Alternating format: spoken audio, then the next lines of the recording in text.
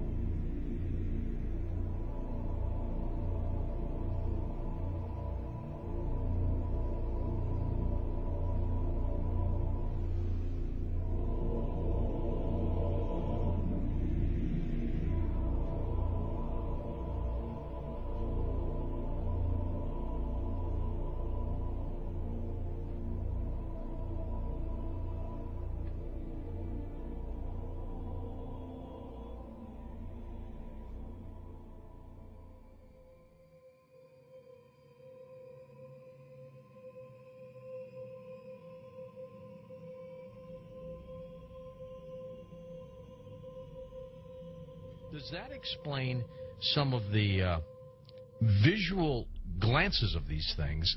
They seem to just simply disappear. They're gone.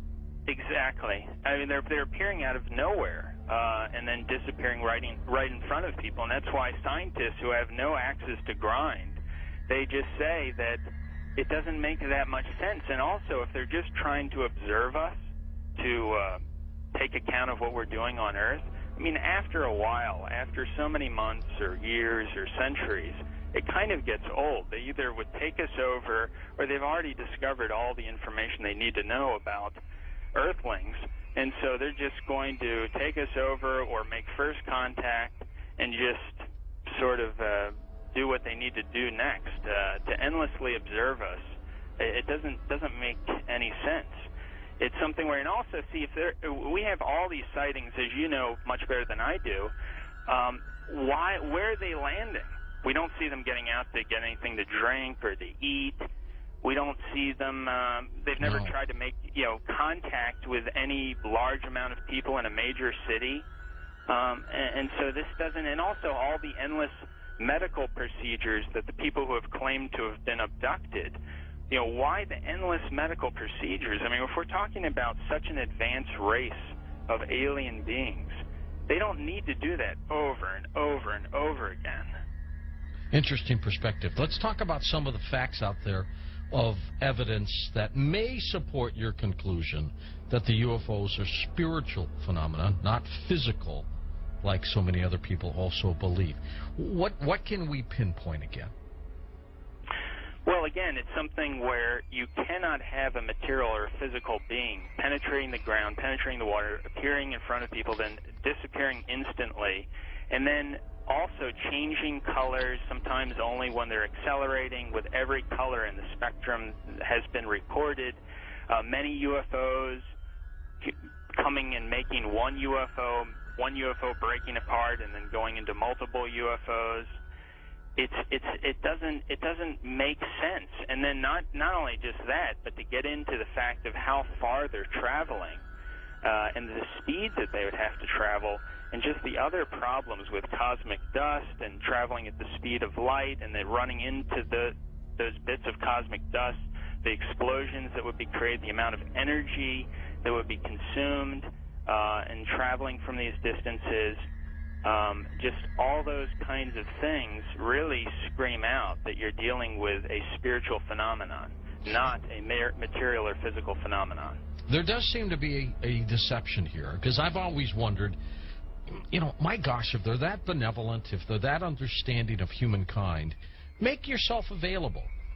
That's why some of these other scientists have said that they seem to be trying to set people up to deceive them as if they are aliens, but the facts just say that they can't be that there's something else.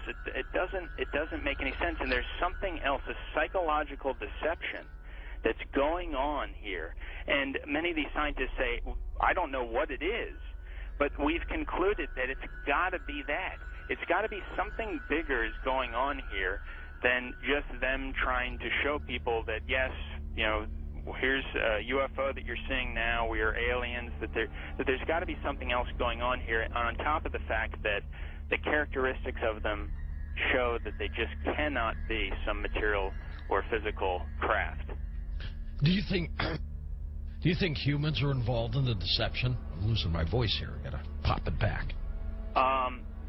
As far as I think there have been deliberate hoaxes that have been perpetrated, and it's an interesting statement. I mean, there are many that could be quoted, but Gordon Creighton, who I know you know of him, probably, who died in 2003, he made this statement in the British journal Flying Saucer Review.